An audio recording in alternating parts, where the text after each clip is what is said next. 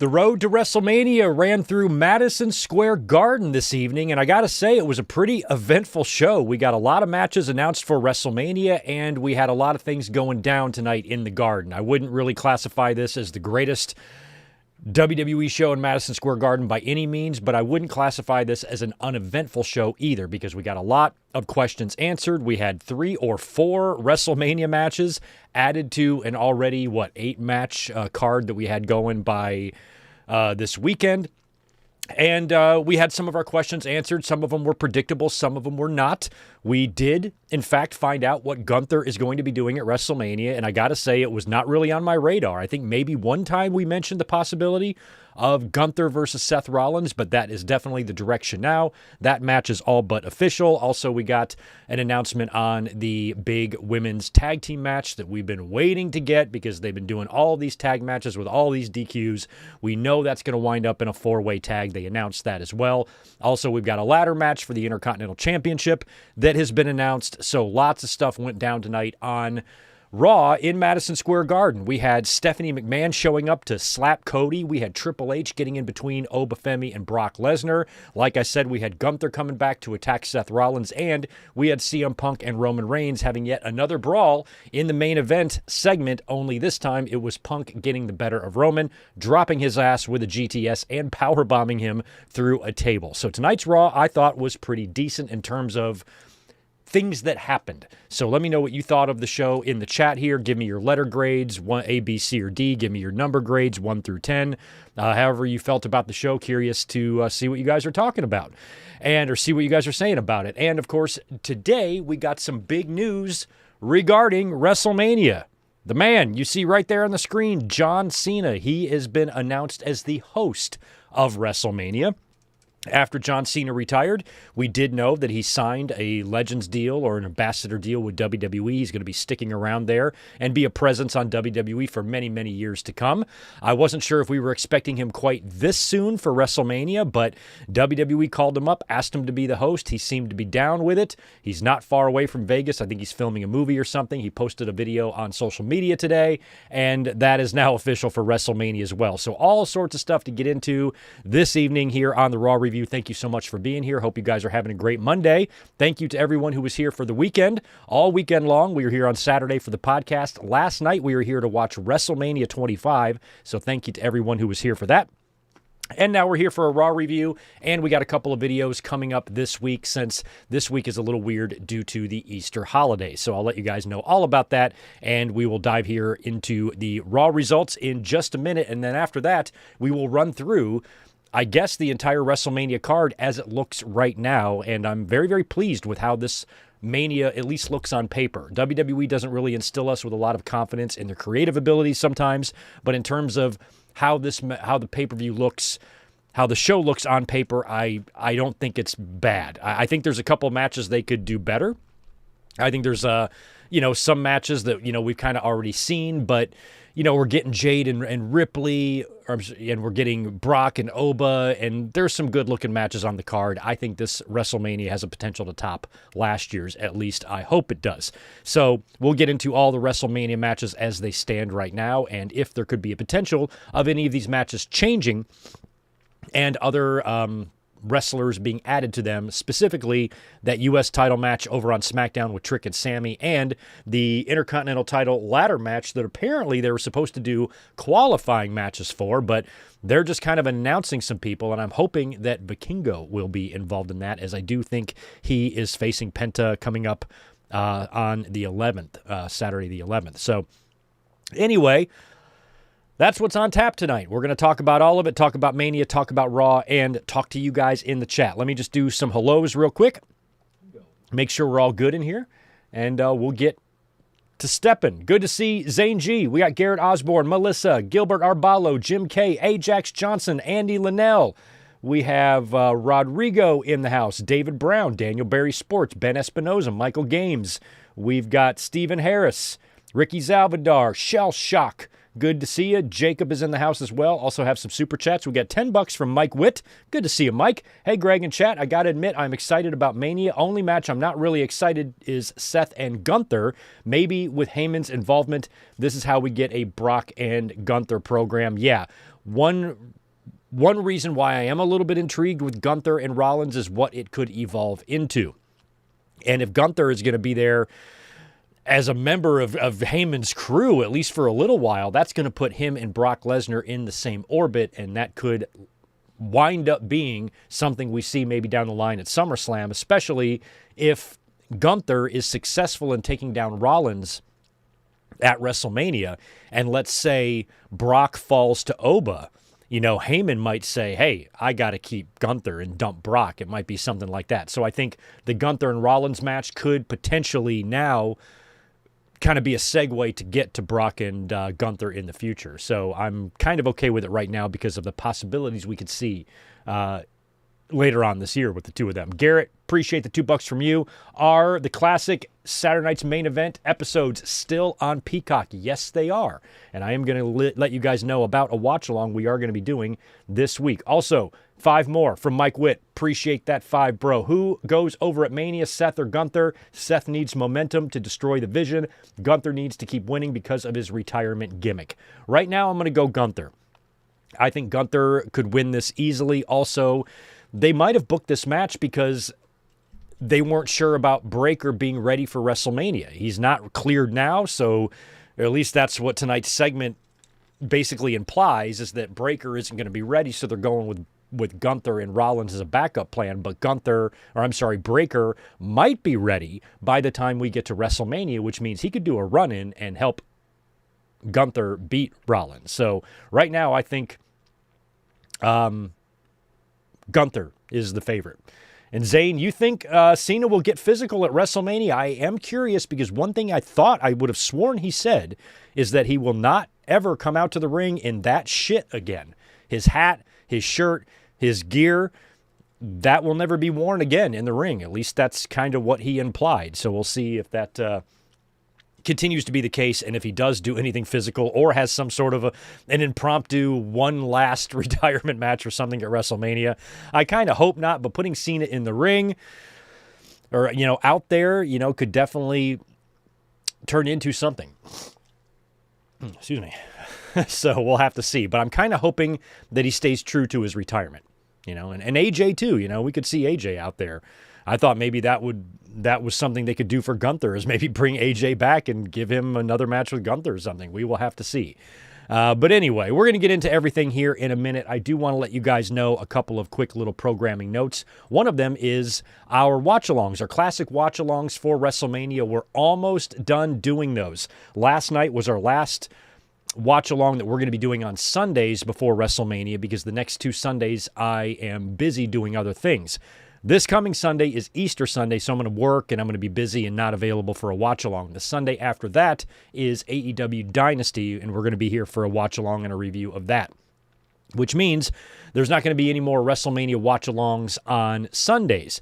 But to make up for Easter, what I decided to do, and I actually have to change the time on this because unfortunately this is going to be airing. We're going to be doing this on the same night as Collision and TNA Impact. Collision airs at a special night this week, Thursday, April 2nd, the same night that I have this here watch-along planned.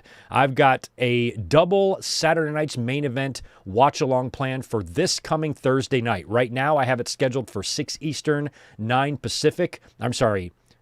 9 Eastern, 6 Pacific. Excuse me.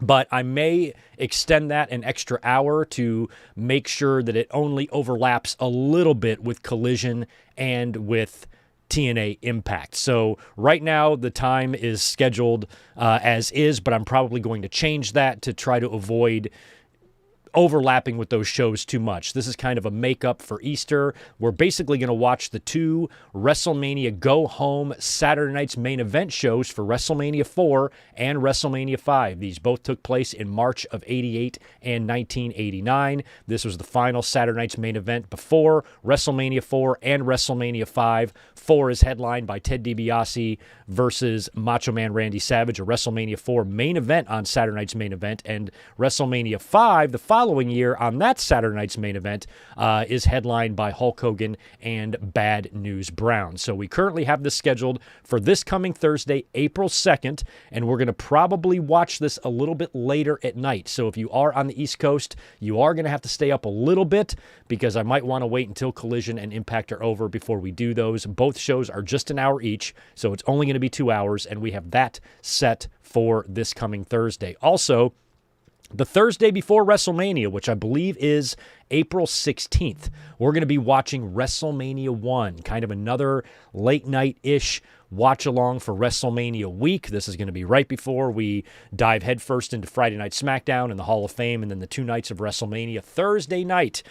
Thursday of WrestleMania week, will be a doubleheader. We're going to be doing WrestleMania predictions during the day and then a WrestleMania 1 watch-along at night, Thursday, April 16th, during WrestleMania week. So that's a couple little programming notes I have for you. I'm also going to be putting up the predictions link and be hitting the channel with a lot of links for WrestleMania in the next few days. So make sure you stay subscribed and stay tuned to what we are doing here because there's all sorts of stuff. And you're going to be getting a video on Wednesday as well. So lots of stuff here on the channel as we are now 2 days away from WrestleMania month as April kicks off on Wednesday, and we're going to have a lot of stuff going on the channel as we lead into WrestleMania. It should be tons of fun.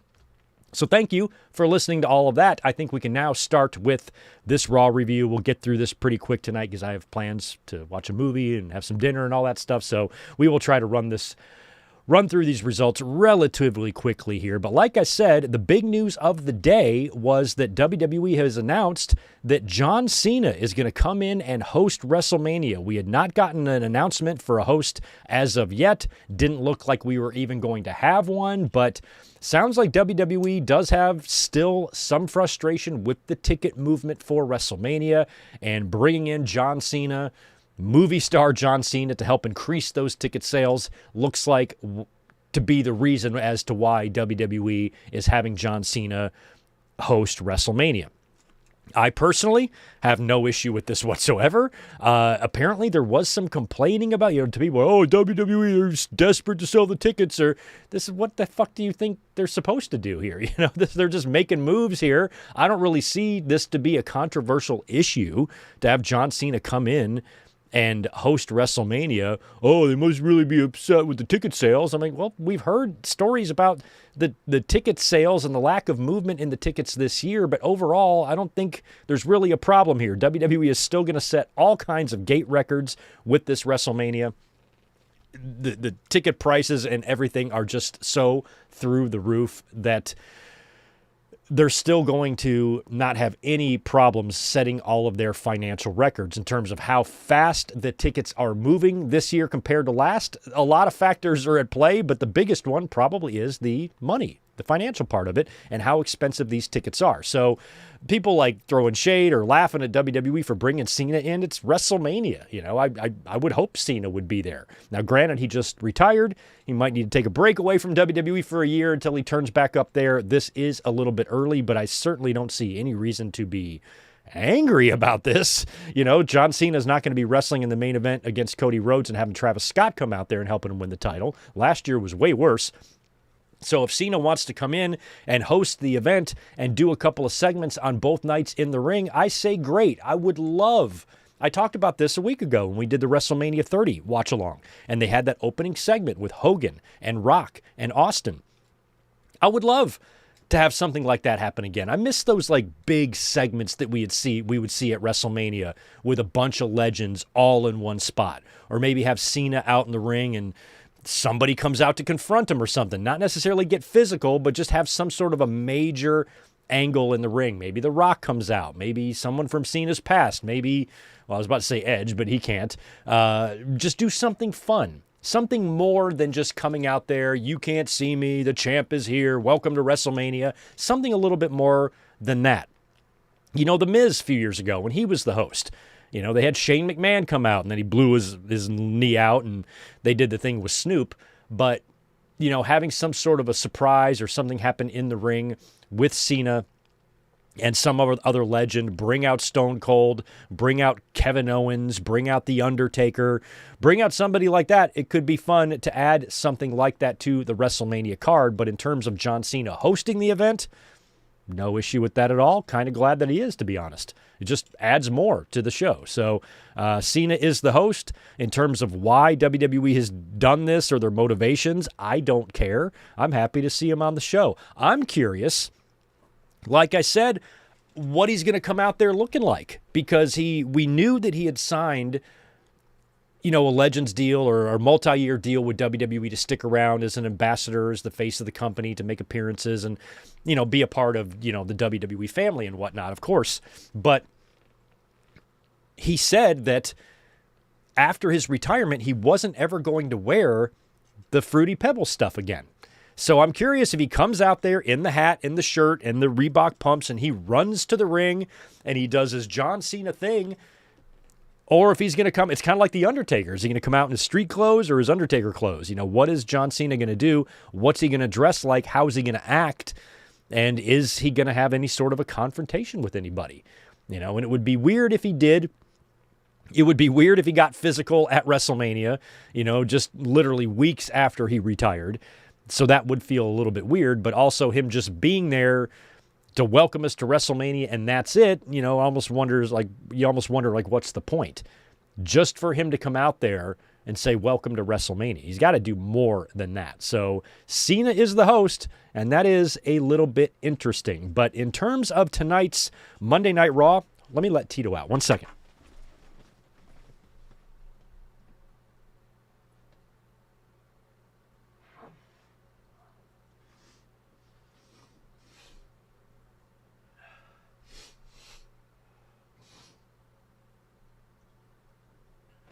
Ooh, sorry about that.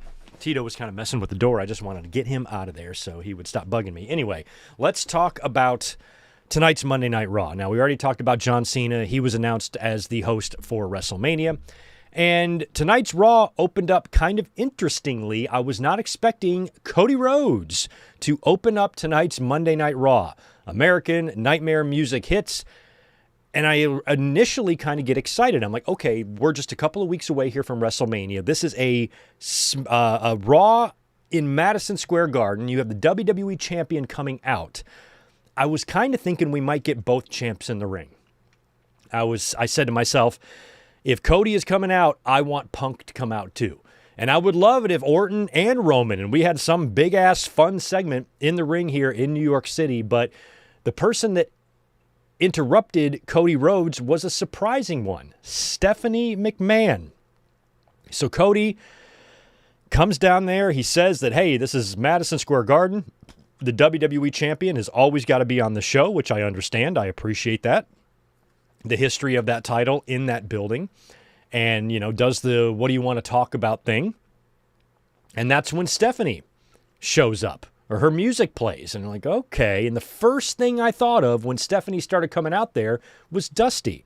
And that segment from, when was that, 2014 or whenever it was, where Dusty kind of puts his hand in Stephanie's face and she slaps it away. I think Cody was in the ring for that.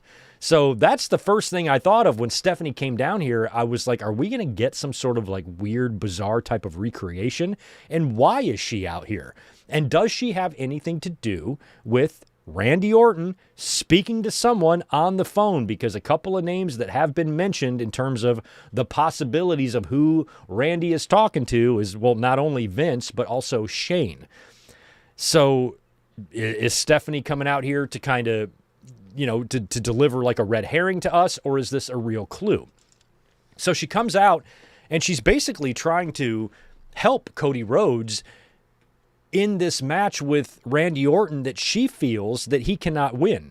And she says that Cody, this version of Cody cannot beat this version of Randy Orton. And she goes on to say to discuss all the horrible things that Randy Orton has done. Some of those things have been done to her. We just watched this last night at the WrestleMania 25 watch along when we watched how Randy Orton beat down Stephanie right there with Triple H handcuffed to the rope and kissed her in front of him and all that shit that he did to her. So Stephanie very much knows what Orton is capable of, but her and Orton also stood side by side during the Authority days too. So she knows this Orton. She's worried about Cody, and Cody tells her that he knows Randy Orton. And he goes on. I mean, this was kind of crazy. He basically talks about when Randy Orton was having his demons, when Randy Orton was having his troubles, and he talked about being a babysitter for Randy Orton, who, when he was driving down the road with him, and you have to turn up the music real loud in the car to make sure he's still alive when he's drooling all over himself from, a pill-induced stupor or whatever. So the fact that he kind of mentioned a little bit of that was kind of crazy. I don't know if it was really that bad. I feel like Triple H had a much harder time dealing with the Clique, and passed out members of the Clique, Scott Hall and X-Pac all the time than Cody really did with Randy. But him bringing that up, essentially bringing up the wellness policy stuff with Randy, was kind of interesting to bring that into a promo. And Stephanie tells Cody that, she puts over Dusty, but says that Cody is not his father. And when Cody is barking back at Stephanie and he says, "You want to talk about fathers? You're not your father either." And that's when Stephanie slaps Cody right across the face. And Stephanie says that if he can't learn to think like Randy Orton, then he's going to lose that title at WrestleMania. And then she goes to leave, and Cody aggressively grabs her by the arm and yanks her back. And he gets right in her face, and he goes, "Stephanie, I've got 2 words for you. Thank you." So basically, Stephanie kind of motivated her, or I guess slapped some sense, literally, into Cody Rhodes. Kind of a weird segment here. I don't understand the point unless the person that Randy is talking to has McMahon connections. Otherwise, Stephanie just coming out here randomly, to drop her, this is the house my grandfather built. She's always got to mention her friendship with Andre the Giant every time. So we got all that stuff and a little bit of subtle mentions and hints to Vince McMahon's name and to Randy Orton's trouble with drugs and alcohol back in the day. But still, overall, Stephanie coming out was just bizarre. What are they going to argue over here? Was a better podcast on WWE's YouTube channel? Just weird that these two podcasters are getting in each other's face, and I don't really know what Stephanie's true motivation was. She did mention that Randy is talking to somebody, and he is listening to somebody, so this was all framed as a warning.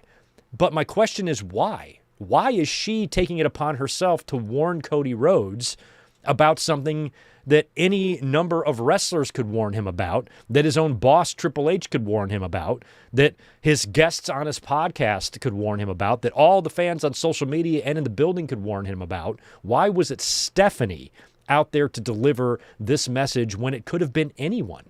Could have been anyone coming out. Could have been Sammy. Could have been Jelly Roll. Could have been Matt Cardona. Could have been anybody else with a history with Cody or with Randy Orton coming out there essentially to deliver the same message that Stephanie delivered. So I'm wondering if her involvement here is to get the fans on the scent of the McMahons so they can hit us with something else at WrestleMania in terms of who's on the other end of that phone with Randy Orton, or if this is in fact a hint. But Stephanie's involvement was a little bit weird. I guess if anything, it gave us an interesting segment. An interesting segment on Raw for a Madison Square Garden show. Stephanie and Cody. Weird. WWE has been a little bit concerned with the, attendance and ticket sales for WrestleMania, so their answer was to put Stephanie and Triple H on TV tonight, which, is kind of strange. But, it was acceptable to me because Stephanie and Cody do have enough history. Stephanie does have the history with Dusty as well. I just found her being the person to deliver this message is a little bit strange when it could have been any number of people. You know what I mean? So,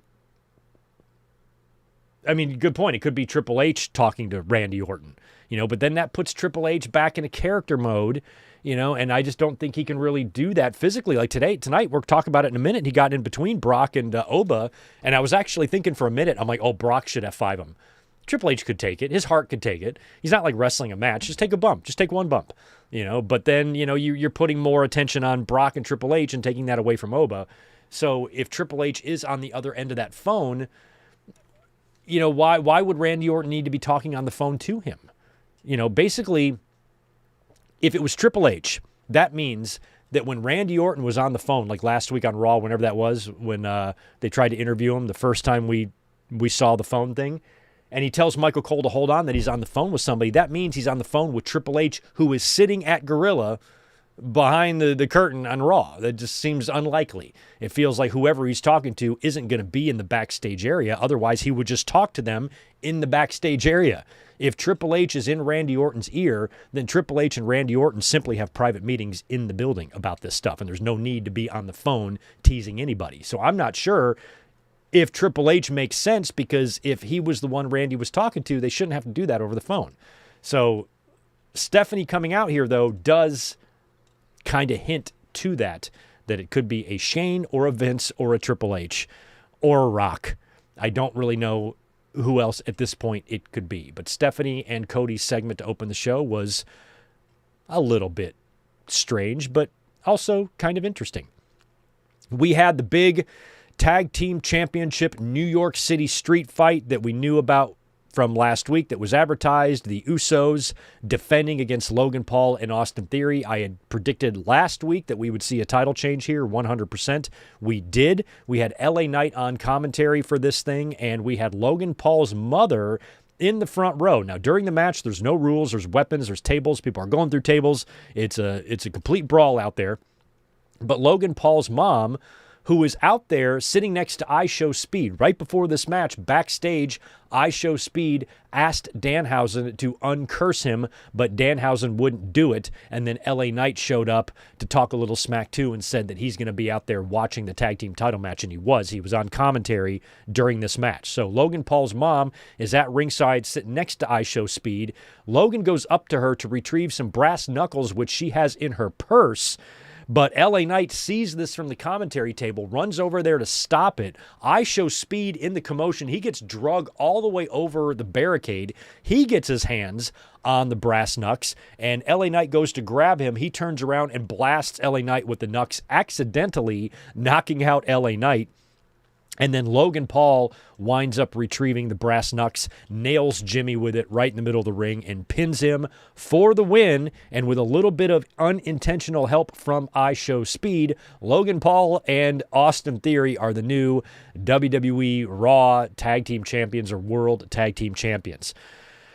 And that's not really surprising. Kind of had a feeling it was going to go that way ever since these two started teaming up. And once that match was made, to me, it felt like a guarantee that they were going to take the tag team titles. Now, it's just a matter of what do they do at WrestleMania? Do they defend these titles again against the Usos? Are they going to do a multi-team thing for them? Or is it going to be a six-man? I feel like what they could be setting up here is Logan Paul, Austin Theory, and IShowSpeed versus the Usos and LA Knight, something like that. But IShowSpeed was kind of reluctant in all of this. He didn't really mean to do what he did to LA Knight, but, he was backstage with the two of them later on as well, where he said he didn't mean to get involved. And then Heyman showed up and told Theory and Paul to take IShowSpeed out to dinner, to a nice steakhouse. So he's going to be wined and dined, and I guess that's what we're going to wind up getting, is some sort of a six-man. Otherwise, I think the Usos will probably be left without a match and will only find themselves involved in the Punk and Roman match instead. But it looks like we could be getting a six-man here.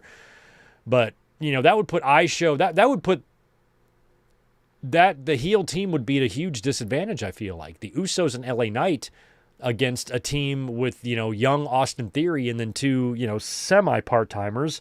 IShowSpeed doesn't even wrestle at all, and Logan Paul is a celebrity wrestler. So I feel like they'd be underdogs if it went in the six-man route, but we could also see the titles get defended as well. Now, it got me thinking tonight. I started to wonder to myself, I said, how many times in WWE history has the tag team titles changed hands in Madison Square Garden? And better yet, when is the last time that it happened? Now, the problem with that is the tag team title lineage in WWE is a fucking mess. Between the Raw tag team titles and the SmackDown tag team titles and the World tag team titles and the WWE tag team titles. Now, these versions of the World tag team titles, the pizza belts, the titles over on SmackDown, I don't even know which belts are connected to the lineage of the original WWE Tag Team titles. Because back in the Raw and SmackDown days, we were doing belt swapping ceremonies when people were getting drafted, and I have completely lost track of the tag team titles, the belts that the Hart Foundation and the British Bulldogs wore. Those titles, which titles are those? Or are those completely and totally defunct at this point? So I started wondering when the last title change was. And the last one I could find for the WWF Tag Team titles was the night of the curtain call. Nearly 30 years ago, the Godwins beat the Body Donnas for the Tag Team titles at the MSG house show. The same night that the curtain call happened, that I thought was the last time the WWE Tag Team titles changed hands in the Garden. Somebody pointed out to me that at Survivor Series 2002, Los Guerreros won the tags, but I think those were a different lineage. So either way, it doesn't look like any version of the WWE Tag Team titles changes hands very often in Madison Square Garden. So I don't know if we've had any other ones in between Survivor Series 02 and now, but it doesn't feel like it's happened a ton of times. So Logan Paul and Austin Theory, new tag team champions, and we will see what they wind up doing at WrestleMania. After that, we've got Liv Morgan coming out there giving everybody heart attacks. My God, she's out there to cut a promo. She looks like $1 trillion billion. And gets on the mic. She's very upset, and she's giving it to Stephanie Vicaire, even insults her in Spanish. The crowd knew what she said. They oohed and awed. Stephanie's music hits. She comes straight down. They brawl. Stephanie goes out to get a chair to use it on Liv Morgan, and that is when Roxanne Perez, who we had heard was probably going to be returning tonight on Raw, she comes in from behind and attacks Stephanie, saving Liv Morgan. Liv then hits the Oblivion on Stephanie onto the chair, and Roxanne, is back. I thought when she came back, she might team with Finn, so I don't know if this is going to be permanent, but she is back in the Judgment Day. She saved Liv Morgan from a beatdown here, so we will see if anything devolves with her relationship with the Judgment Day, especially since Balor is no longer there. They did run a big video package tonight for Balor and Dominic, and we did get that match announced as well. Finn Balor versus Dominic at WrestleMania. I think we had 4 matches announced tonight for Mania. Dom and Balor, the 4-way women's tag, the IC ladder match, and essentially Gunther and Seth Rollins, although I don't know if WWE's made that completely official, although I think they have. So we got a lot announced tonight. Ton of stuff announced tonight. So Morgan and Stephanie, like, what do you think? Did this segment, help their feud? Some fans feel like it's a little bit, I'm kind of into it. It's a fresh match, but I feel like there's something that it's been lacking, but I think the segment we saw here definitely helped. And adding Roxanne to the mix, not really knowing what her future plans are going to be as we head into WrestleMania and where her alliances might land. She might fuck over Morgan and Finn Balor for all we know, or she might help them. We just don't know yet. After the Liv Morgan beatdown of Stephanie Vicaire, we get that women's tag team championship match, which I completely and perfectly described to you on Saturday's podcast. This has been a very, very annoying situation. This is a match at WrestleMania that we can see coming 500 yards away in the pouring rain and blind. Okay, we know what the end result is going to be here. It's going to be a 4-way for the tag team titles. They've been doing a fucking tag match, a tag title match with the Irresistible Force facing all 3 of these teams. All of these matches ending in DQs or schmazes, and eventually they're just going to have to face everybody. They did it with Charlotte and Alexa.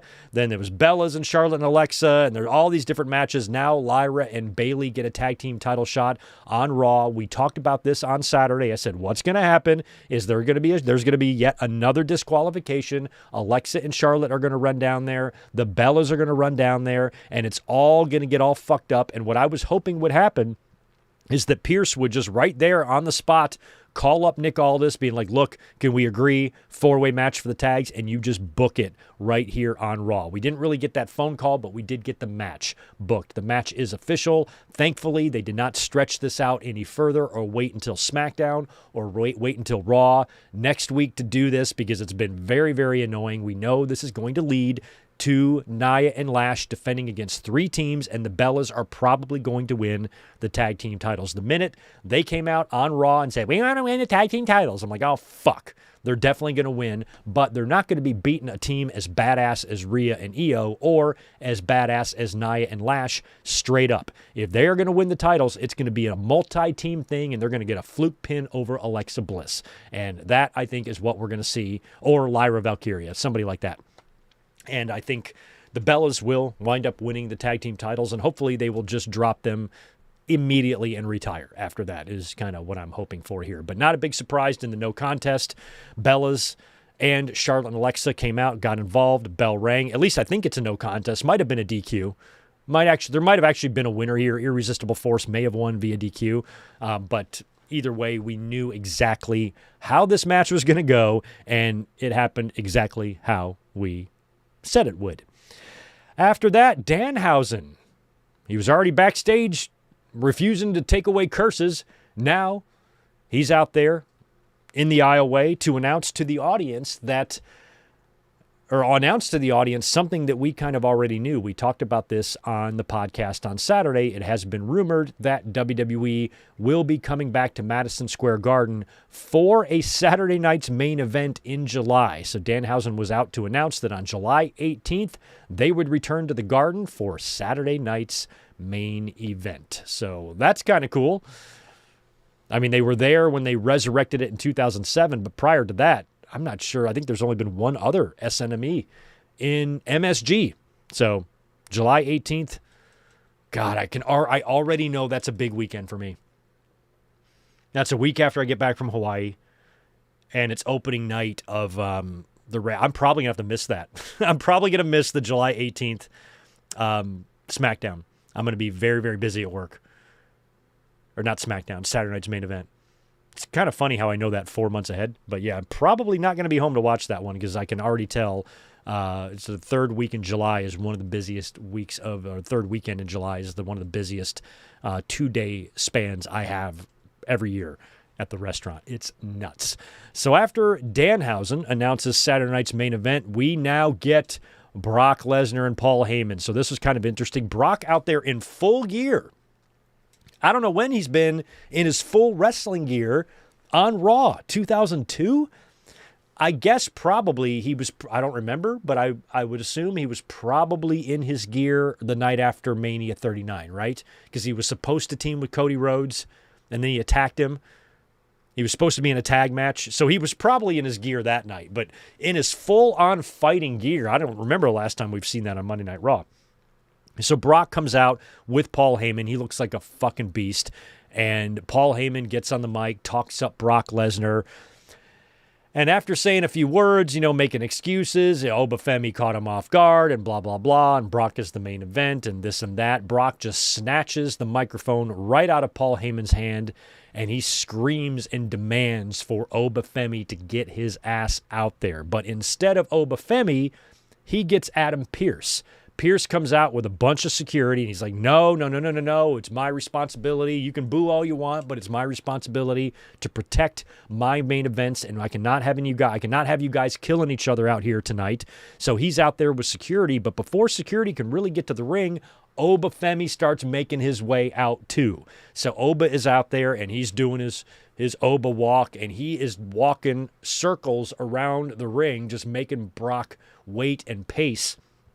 And then he slowly gets in the ring, and now they're both in the ring, and they're about to come to blows, but Triple H shows up. Triple H gets in the ring, and he kind of gets behind him, or in between them, all Dana White style. So he's trying to separate these two guys, and I thought for sure Triple H might catch a stray. He might get F5'd, or he might accidentally get back elbowed or something like that, but nothing really physical happened to Triple H, but he did jump in there. He wants to be Dana White so bad. It's so funny. And he jumps in there, is trying to separate him with his little friendship bracelets and shit.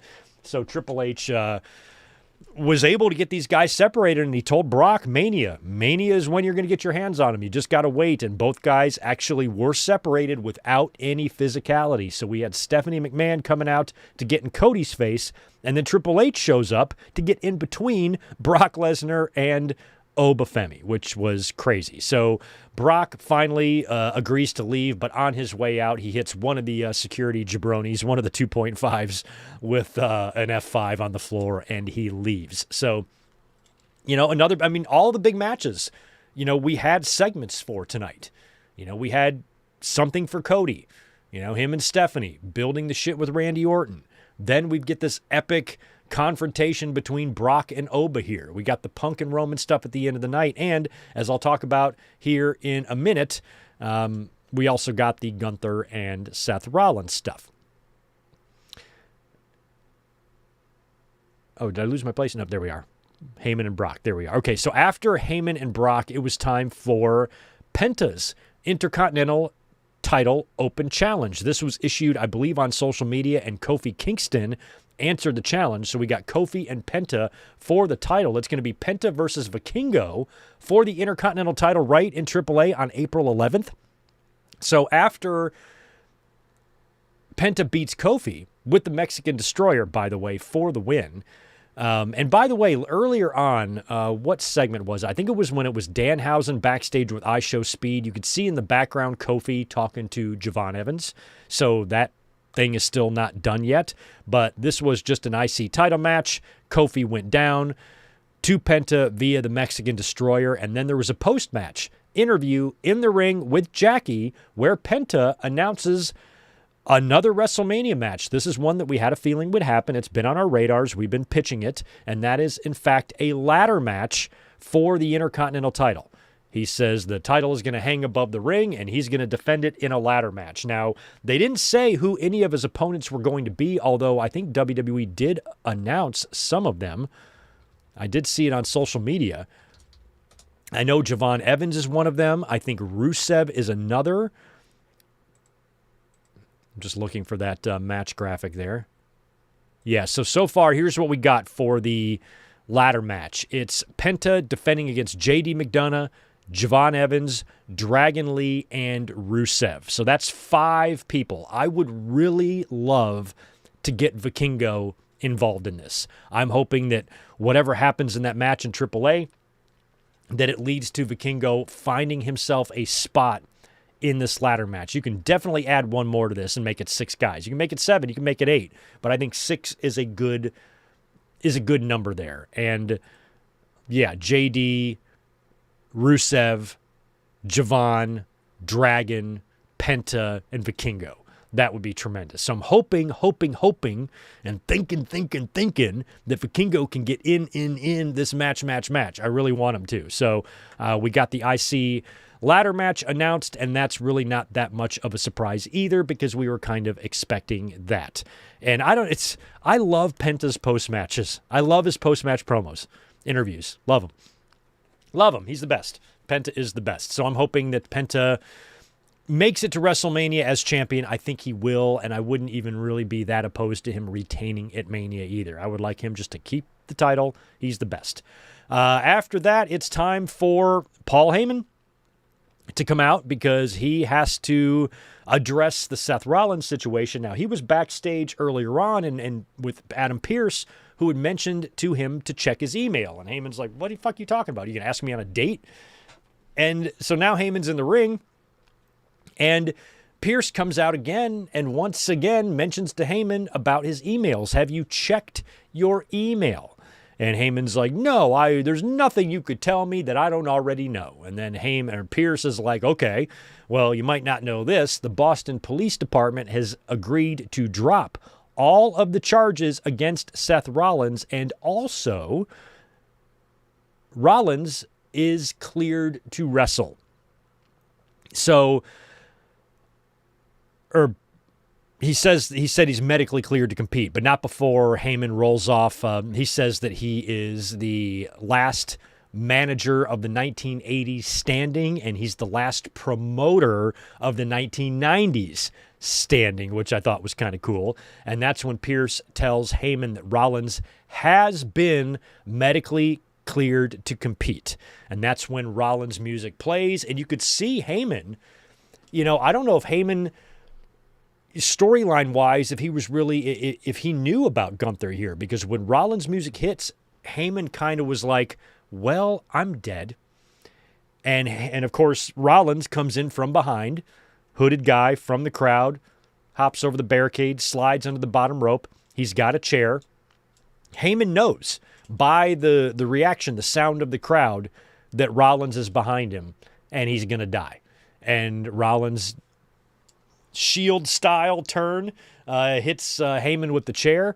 Heyman goes down, and Rollins is about to stomp him again. He's going to stomp him on the chair when he is pulled out of the ring by Gunther. I was really hoping it was going to be Breakker. The crowd started going, hoo, hoo, hoo. So I'm like, okay, he's going to attack Heyman here. He already stomped him once, so I felt like somebody was going to save Heyman.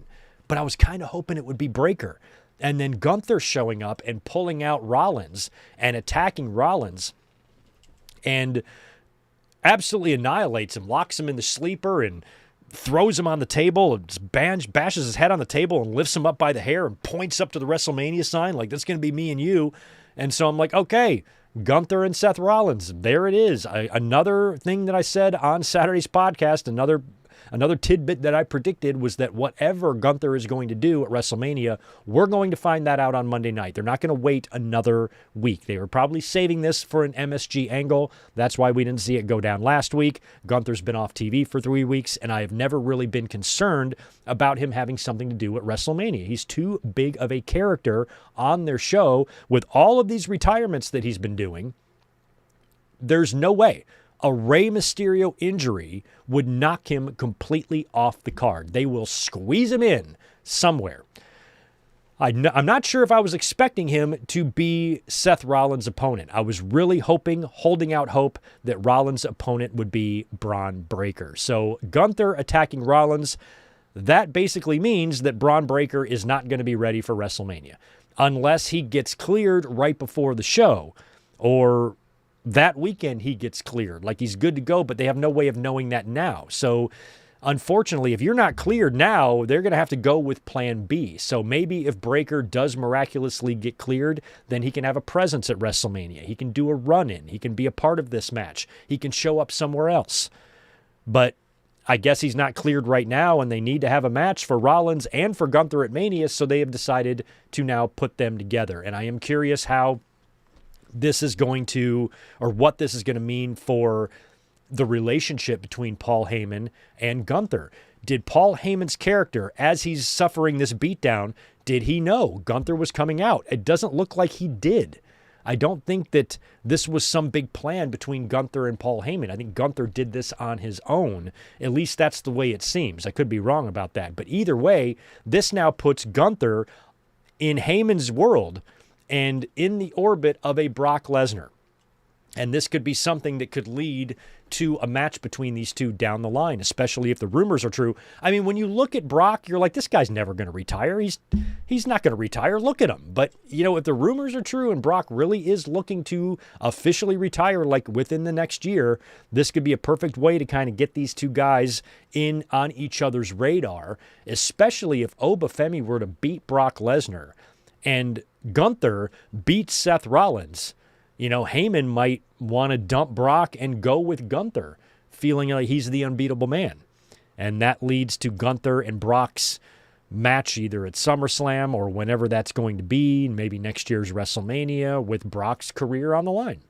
We'll have to see. But it's going to be Gunther and Rollins now. And right now, from where we sit, I'm picking Gunther to win this match at WrestleMania. I think he's got too much going for him on his side of things, because like I said, he's going to be now in the universe of the Vision, so he's going to have some backup there. And also, if Braun Breaker does get cleared, I believe Breakker will play a big role in that match at WrestleMania and will probably play a role in Gunther winning and beating Seth Rollins. And I think Gunther and Rollins facing, to me, this actually does feel like it will probably be a one-off, especially if Breakker comes back right after that. So at this point, they might be planning a Breaker return for the night after Mania. Raw after Mania is where Breaker is going to come back. But you could also have him come back at Mania itself to help Gunther win. But I would have Gunther beat Rollins, probably with some help. You know, if Braun Breaker can just show right up either at Mania or the Raw after Mania and kick his feud off with Rollins, they can then face each other at Backlash or whatever, and Gunther can go on to doing something else. So I kind of feel like Gunther and Rollins might be a one-off because these guys weren't supposed to face. They were both supposed to have other opponents. Both opponents are injured, so they've now smashed them together. And that's what we're getting. Gunther versus Seth Rollins. And I don't believe that match has been made official by WWE. I don't think. I'm looking at their shit right now. No, it doesn't look like they've officially announced this, but you know that's going to be the match. It's going to be Gunther and Rollins. I mean, hell, Gunther pointed to the Mania sign. So it's all but confirmed for WrestleMania. After Rollins got beat down by Gunther, we had a match that nobody really cared about. Raquel Rodriguez, she took on Io Sky.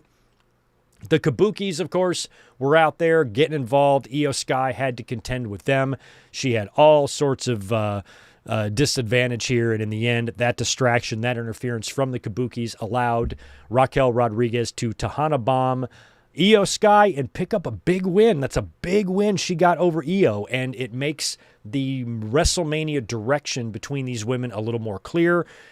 It was feeling to us like they're probably going to do a triple threat, and I guess that's what they're going to do. Io Sky, Asuka, and Kairi Sane. I think that's what they're going to do. I don't know what else they could do. It feels like that's got to be it. Otherwise, I don't know where you fit Io Sky in. So she took a loss here, but I think at WrestleMania, she will beat Asuka and Kairi if it turns out to be a triple threat like we kind of think they're going to do, because the Kabukis are out of the tag team title picture now, so the only thing really left for them to do is to work with Io Sky. And I guess that's what they're going to do. And then finally, in the main event segment, it was Punk and Roman again. Roman Reigns out there to cut a promo. He gets through his entrance, gets in the ring, gets on the mic, and says, "New York City, acknowledge me." And then as soon as he says that, Punk's music hits. Punk comes straight out to the ring. No BS. No back and forth on the mic, no stalling, no walking around the ring, doing 3 or 4 laps around the ring. He just comes straight into the ring and starts brawling with Roman Reigns. They brawl all throughout the outside of the ring area. We have agents, we have producers, we have security. We got everybody out there. Petey Williams eats a vicious, gnarly spear from Roman Reigns, which allows Punk to then lift Roman up. And he had to struggle. So some of the security guys are trying to pull Roman off of him, but he gets Roman up on his shoulders and hits him with a GTS. Roman goes down, sells it like a fucking falling tree, and then Punk picks up Roman and power bombs him through the table. Basically the same thing that happened to Punk last week, he now does to Roman. He sits over his body and taunts him, and I thought this was pretty good. I'm glad that they didn't have too much back and forth shit here, because all we're hearing from these guys is, "You're old," and "Oh yeah, I'm proud to be old." And you know, Roman continued that shit on the Tonight Show with Jimmy Fallon on Saturday night with this old garbage. So I felt like there's so much more interesting meat on the bone with these two guys that they shouldn't have to resort to calling each other old to build this feud. There's so much else there that you can do. The personal stuff between them, their history, Punk's absence, what Roman did while he was gone, the origin of the Shield, how Roman has felt about Punk throughout the years, Punk's relationship with all 3 Shield members. So much stuff to get into there, and they're relying on old. So Punk coming out here a little bit more determined, not out there to play any fucking games, just got right in the ring and started brawling with Roman Reigns. I thought that was pretty decent, and that's how the show ended, with CM Punk basically standing over the carcass of Roman Reigns, and Punk got the better of Roman on this exchange. So that was pretty much your Raw in MSG tonight. Like I said, not the best show, but I can't say bad things about this show, because we got 4 WrestleMania matches added. We got some questions answered, specifically what is Gunther and Seth Rollins going to do at WrestleMania. We got that answered. Also, we finally now know what the plans are for the women's tag team titles and the Intercontinental title. We had Roxanne Perez come back. We had a Stephanie McMahon appearance and a Triple H appearance in the ring. There was lots going on here on this Madison Square Garden Raw, so I can't give it a bad grade. I got to go B. I got to go B+ on this one. In terms of the way WrestleMania is shaping up and the matches we have, I was satisfied by what the show gave me tonight. So let's take a look at WrestleMania now. Let's see what the full WrestleMania card is. Oh man, this mouse! I need a new battery in it. Working. There we go. There we go. So for WrestleMania, here's what we got. I'm trying to see if any of the matches announced tonight are on WWE's website. It does not look like they are. So let's run through the matches that we know already. Officially, according to WWE's website, we have 9 matches announced on their website, and then we have another 4 to mention tonight. I see ladder. I'm just writing this down so I can save it ladder. Okay, so we've got 9 here, and we have 4 here. Once we're done rolling through these matches, let me know how many more are left. We're going to get something with the Usos, Theory, and on Logan, and probably I Show Speed and LA Knight, so that's going to be another match. So we're probably looking at a minimum of 5 more matches in addition to the 9 that are announced here on WWE's website. Here's what we got. Of course, World Heavyweight Champion CM Punk defending against Roman Reigns. WWE Champion Cody Rhodes defending against Randy Orton. We've got Stephanie Vaquer versus Liv Morgan. Jade Cargill versus Rhea Ripley. We've got Femi versus Brock Lesnar. AJ Lee versus Becky Lynch. Jacob Fatu versus Drew McIntyre. And Sami Zayn versus Trick Williams. I'm sorry, that's 8 matches, not 9. So that's 8 right there. The 4 matches that we learned tonight. Finn Balor versus Dominic. The women's 4-way tag team titles, the Intercontinental title ladder match, and Gunther versus Seth Rollins. We're also going to get Usos and LA Knight, probably versus Theory, Paul, and I Show Speed, or something like that. And then over on the SmackDown side of things, you got to think they're going to work Tiffany Stratton or Julia or both into a match somewhere, and maybe even do something for the tags over there as well. So that means there's probably 2 more matches in addition to these 4 that we learned tonight. 2 more from SmackDown minimum. So that's 6 matches plus 8. It's looking like we have 14 matches for sure right now that we're going to have. 7 and 7. I would like to make it to 16. Like I said, I would love for the Battle Royal, the Andre Battle Royal, to find its way back onto the card. In terms of any more matches that we could see on Raw, I don't think there's any more to announce, except for that Usos, whatever the Usos do. That will be announced over on SmackDown. They got to announce something for Tiffany or for Julia, and possibly with, who the fuck are the tag champs? Priest and Truth. They got to do something with the tags over there. So it might be Wyatt's and MFTs again, and Priest and Truth and somebody else. I'm not sure. In addition to that, John Cena will be hosting WrestleMania. Probably going to get some sort of a segment or segments with Danhausen at WrestleMania as well. So it's looking all right. What other matches am I missing here? Is there another one floating around that I can't think of? They're going to throw an NXT match at us or anything like that? There's nobody doing an open challenge. Randy Orton did the thing last year and had Joe Hendry come out. Is there anything like that they could do? Could we get like a Hardy Boys appearance? I really wanted the Hardys to go in the Hall of Fame this year. But looks like they're done announcing Hall of Fame inductors unless they put a match in. And like I said over the weekend, if they do, it's got to be Hogan and Andre. Can't do any other matches until you do that one. You already did Brett and Steve. You got to do Hogan and Andre if you're going to do a match for the Hall of Fame. But let me know what ones I'm missing.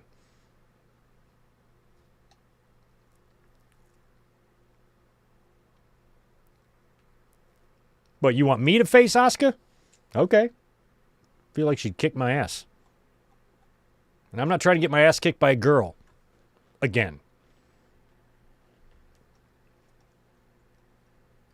Mike Witt, appreciate that 5. Watched your guest appearance with Sean Rossap. Really liked it.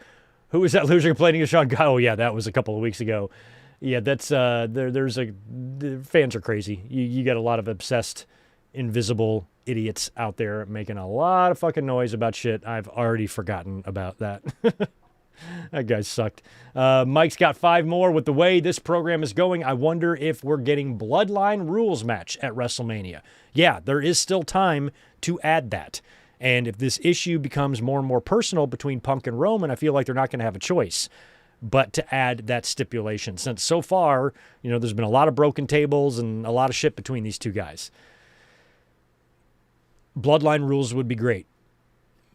I think it needs to be that.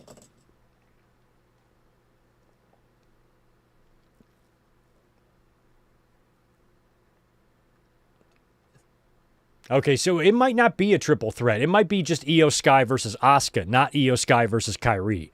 I was kind of hoping Kyrie would get a match, but maybe that's where the final split happens. Maybe she gets fed up with Asuka and turns on her in that match and helps Io win or something like that. I don't know. But the turn could happen before then. If they can get Kyrie and Asuka finally splitting up prior to Mania, you can just make it a triple threat. And I also think over on SmackDown, Carmelo Hayes is going to... I do not trust that Trick Williams and Sami Zayn one-on-one match at all. That will be changed. That's going to go to a 3-way. It has to. Because there's no way WWE is going to do that to Carmelo Hayes. If they did, they would just be being shitty douches for no reason. Just to be shitty. Being shitty for the sake of being shitty. And that's a shitty thing to do. So I believe that Carmelo will get into that match and make it a triple threat. And they might add Dragunov and make it a 4-way.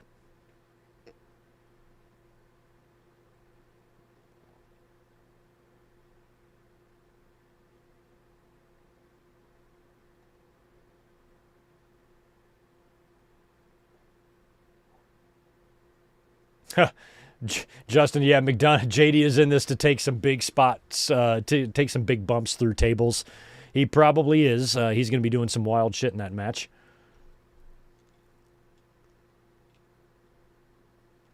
Crusher, am I ready for WrestleMania 43 next year? No, I'm not. Might not even happen.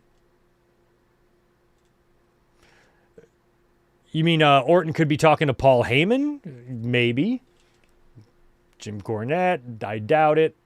Could be Ric Flair. I don't want it to be Ric Flair. I don't want anything to do with Ric Flair at all on Raw whatsoever, or in this feud. I mean, there's no way he's calling his dad. Fucking Ace is like 80. At this point, how old is Cowboy Bob? Old. Too old to be coming out there. He's too old in 2005 to be doing anything. And that was 21 years ago. So now, why would Orton be calling his own dad, when he could just be calling him in his private time or something? So I feel at this point it's somebody with the last name McMahon or it's The Rock. I don't know who else it would be, especially. I mean, this is a WrestleMania angle. This is something that's likely going to be revealed at WrestleMania. So whoever it is can't be some letdown. This can't be some middle-of-the-year angle you do in July or some shit. This is WrestleMania. So whoever he is on the other line or on the other end of that phone with, it's got to be big. That's why I think Rock is a possibility because of all of the history between Rock and Cody. They've got a ton of it. So Rock would make a lot of sense. Shane would be weird. Vince would be weird, but Stephanie was out there, I don't know, either to drop a hint or to throw us off the scent or the trail. I don't know what she was out there to do. But her showing up and slapping Cody was eyebrow-raising. It wasn't really trailblazing, but it was definitely eyebrow-raising. Ooh, dropping my pen here. So, yeah, that's what we're looking at for WrestleMania. 14 now matches it looks like we have all but official for the show. So I'm really hoping we hit that sweet spot of 8 matches on each night. I think that would be an acceptable length for WrestleMania. Or 7 matches on one, 8 matches on another, 15 matches. But it's way better than 6. And last year it felt like both shows were 4 hours long with 2 hours of commercials and entrances and stuff. So I'd like to see a little bit more wrestling on this year's WrestleMania, some more people involved. Years ago, WWE was in the habit of trying to fit as many people on WrestleMania as possible. Then they got away from that philosophy, and we're keeping a lot less people on the show than they ever have before. And now it feels like they're trying to include a few more again and try to meet somewhere in the middle there. So I think that's good. And that's pretty much the end of my notes. So I figured this would only be about an hour review tonight, so I'm going to get out of here in just a minute. But I will see if there's anything else you guys have to say. But you are going to see me a lot this week.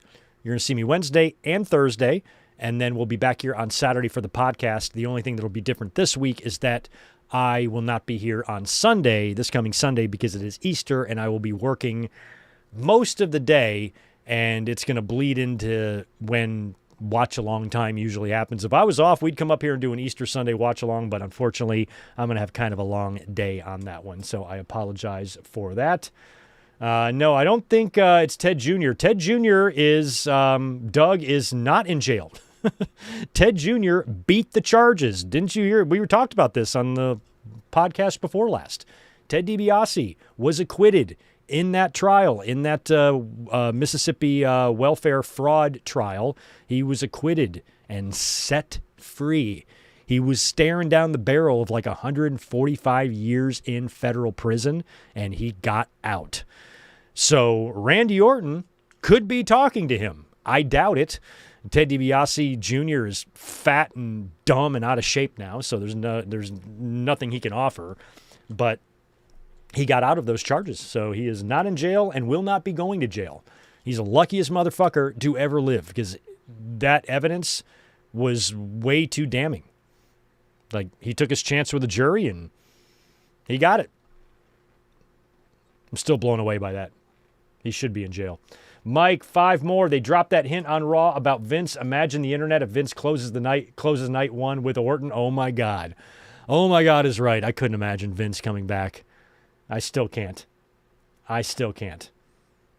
Yo, Daniel. What up, bro? He could be on the phone with Dave Bautista. He could be.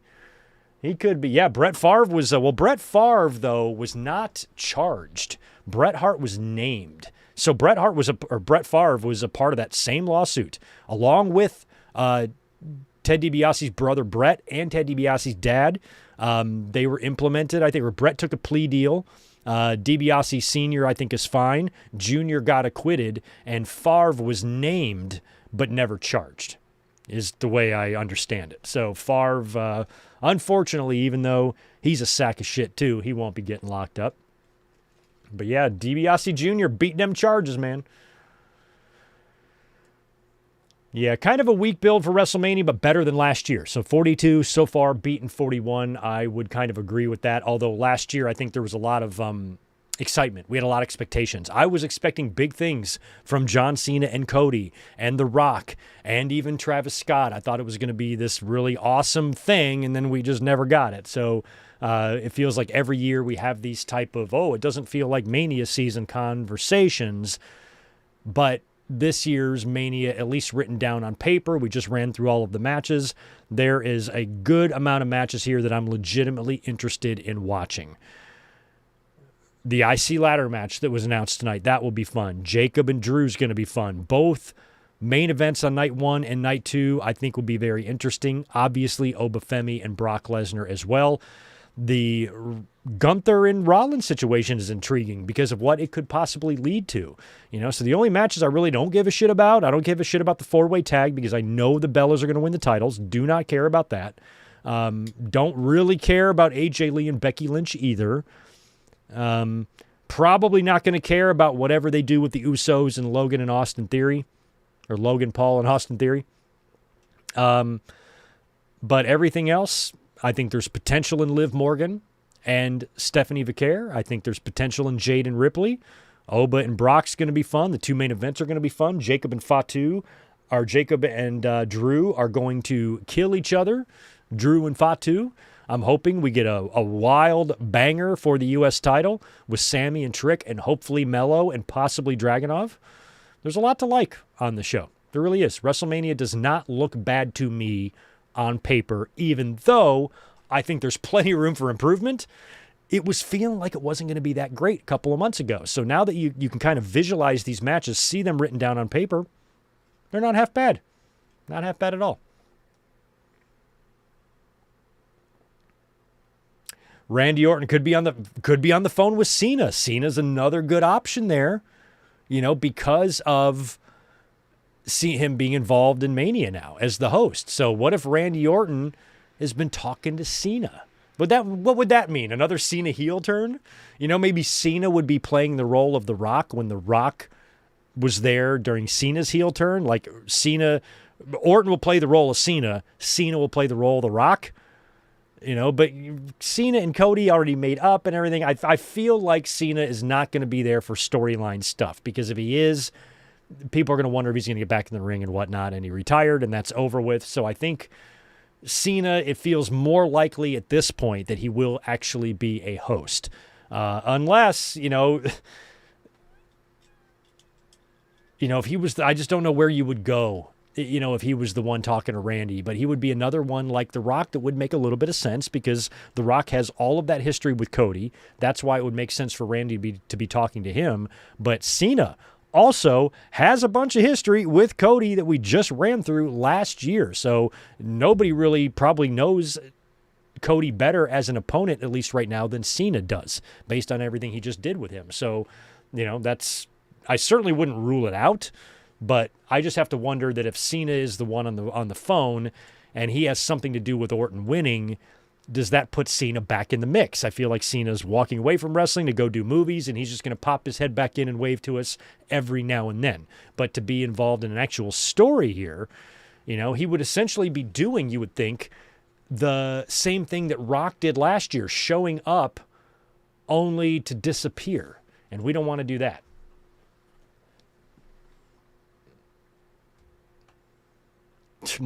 Greg Morgan versus Michael Cole in a San Diego street fight. Who wins? Man, that's tough. That's really tough. We're going to have to brawl all up and down the streets of San Diego, the mean streets of San Diego. But in the end, this is my town. Michael Cole is from Deerfuck, New Jersey or wherever. So he's coming into my beautiful, warm, Southern California, sunny city. I'm going to shove a burrito up his ass, and he won't stand a chance against me. Now, if I go into Deerfuck, New Jersey, he might beat me. Not going to lie. But if he's coming here to San Diego, I'm going to paintbrush him with avocado toast and shove a burrito right up his ass, and I will have him beaten. Doug, if you missed that news, you missed the Ted DiBiase news. Yeah, he got out of that mess. Lucky guy. Anyway. All right, I'm going to go ahead and get out of here, though, but you're going to see me a lot. You'll see me Wednesday. You'll see me Thursday. You will see me Saturday. That's the plan for this week. And again, just a reminder, on Thursday night, we are going to be here to watch this double watch-along. Saturday night's main event, the go-home shows to WrestleMania 4 and 5. They're both an hour long. We're going to watch them both on Thursday night, and it'll probably be kind of late. We're either going to be going live after Collision and Impact, or we're going to overlap like 1 hour with one or both of those shows. Sorry about that. But I'll put an exact time up there. Just keep a lookout, and remember that if you want to stay up late and hang out and watch some old school 80s wrestling this coming Thursday night, we're going to be doing that probably around 6 Eastern, I keep saying that wrong, 9 Eastern, 6 Pacific. Something like that is when we're going to be doing it. And the link is already up right now on the channel. So just keep that in mind for Thursday. You guys have a great rest of your Monday night. Thank you so much for being here as we inch closer to WrestleMania. And I will be catching you guys in just a couple of days. Have a good one. Peace.